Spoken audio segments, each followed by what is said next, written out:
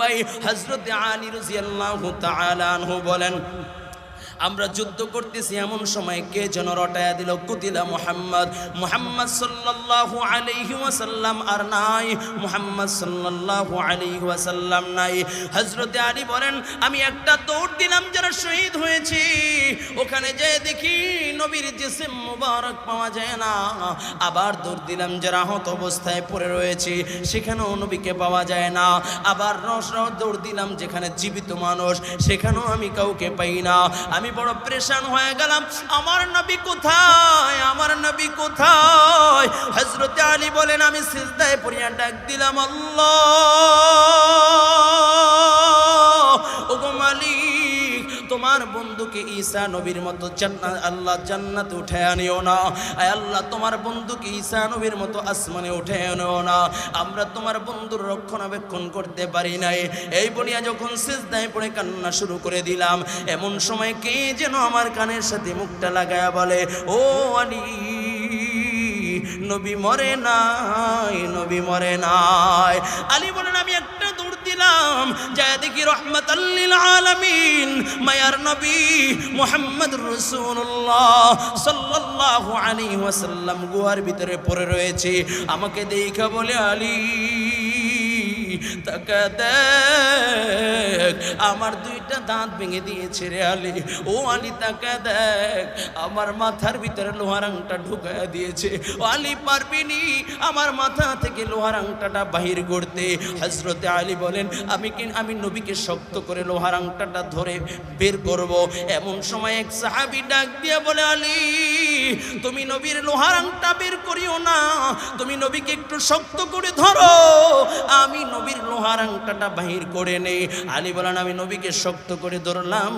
এমন সময় সাহাবী কামড় দিয়ে যখন লোহার আংটাটা টান দিয়েছে, এত মজবুত করে আমার নবীর মাথার ভিতরে গেঁথে গিয়েছে, লোহার আংটা বের হয় না। হযরত আলী বলেন, সাহাবী আবার যখন দ্বিতীয়বার একটা টান দিয়েছে, সাথে সাথে দুইটা দাঁত সাহাবীর ভেঙে যায়। লোহার আংটা যখন বের হয়ে যায়, সাহাবী মুখটা চাপ দিয়ে পিছনের দিকে চলে যায়।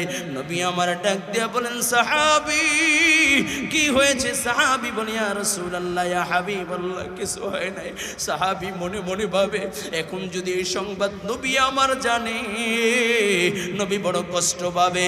এই জন্য সাহাবী মুখটা চাপা দিয়ে পিছনের দিকে চলিয়া যায়।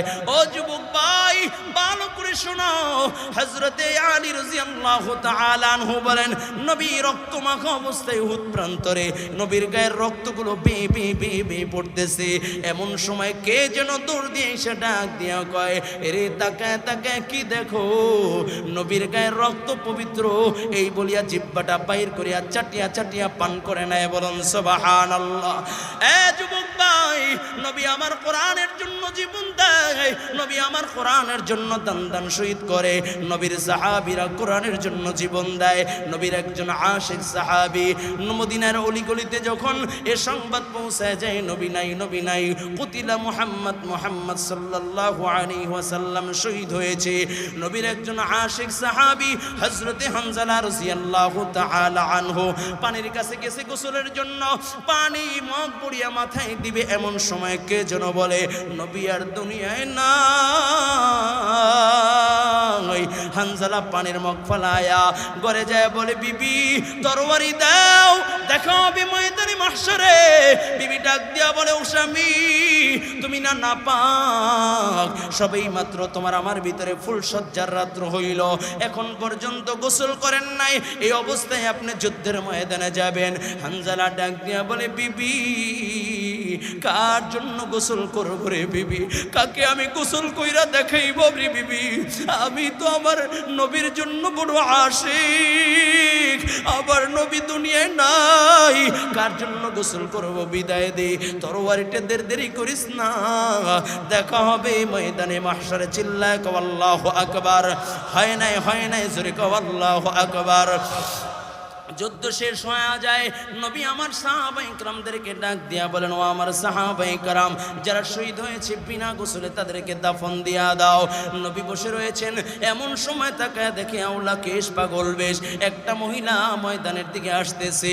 নবীর সামনে দাঁড়ায় বলে, ইয়া রাসূলুল্লাহ, ইয়া হাবিবাল্লাহ,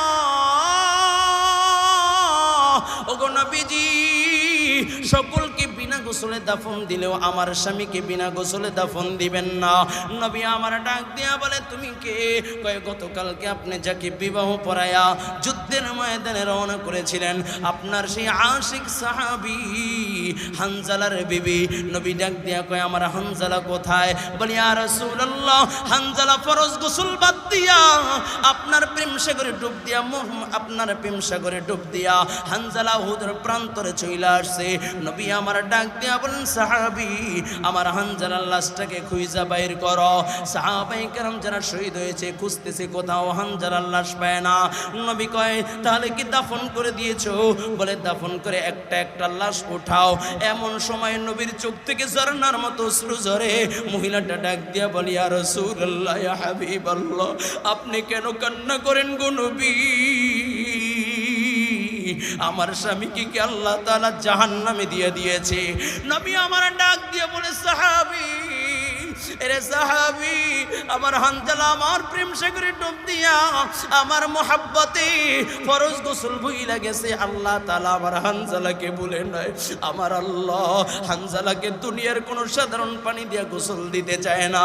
এই জন্য আল্লাহ তাআলা হানজালার লাশটাকে উঠায়া আসমানে নিজে জিম্মাদার হইয়া জান্নাতি পানি দিয়া ফেরেশতাদেরকে দিয়া আল্লাহ তাআলা হানজালাকে গোসলের ব্যবস্থা করেছে। সাহাবায়ে কেরাম বলেন আমরা এই কথা শুনিয়া হানজালাকে যখন হানজালার লাশ যখন প্রকাশ এলো আমরা হানজালার লাশের সামনে যায় দেখি হানজালার চুল বেবে দাড়ি বেবে জান্নাতি পানিগুলো টপকায়া টপকায়া জমিনের পড়তেছে। যুবক ভাই লম্বা চূড়া আলোচনা করার সুযোগ নাই। আজকে এই ময়দানের ভিতরে কিছু নবীর আশিক দেখতে চাই যারা নবীর জন্য জীবন দিবা, নবীর জন্য নবীর প্রেম সাগরে ডুব দিয়ে যদি ডাক দে, একটা যুবক যদি ডাক দে এই মুহূর্তে নবীর জন্য কল্লা দিবা, এই মুহূর্তে নবীর জন্য জীবন দিবা, কাপড়ের কাপড় পরে যদি নবীর জন্য ডাক দেওয়া হয় রাজপথে নেইমা যাবা। কে কে পারবা? আল্লাহু আকবার। আল্লাহ কবুল করো বলুন আমিন। আরো জোরে বলুন আমিন। ও যুবক ভাই হাতটা নামা দাও। নবীর কথার ভিতরে কেমন বরকত একটু কানটা লাগা দাও। লম্বা চূড়া আলোচনা করব না। শুরুতেই বলেছিলাম নবী আমার দুইটা মাদ্রাসা করেছেন, একটা দারে আরকাম আর একটা হলো আসহাবে সুফফা। ওই আসহাবে সুফফার নবীর কিছু সাহাবী ছিল সুবহানাল্লাহ নবীর ছাত্র ছিলেন। বলেন আসহাবে সুফফার কিছু নবীর প্রিয় সাহাবী, তার ভিতরে একজন সাহাবী হযরতে আবু হুরায়রা রাদিয়াল্লাহু তাআলা আনহু। আবু হুরায়রা বলেন আমি এমন একজন নবীর ছাত্র যে নবীর কাছে থাকতাম, কোনো খাবার পাইতাম না, কোনো খাবার দাবার ছিল না। আবু হুরায়রা একদিন ঘটনা বলেন আমি একটু আবু হুরায়রা রেশমি কাপড়ের রুমাল দিয়ে নাক পরিষ্কার করেন আর ডাক দিয়া কয় এ লোকেরা জানো নি আমি সেই আবু হুরায়রা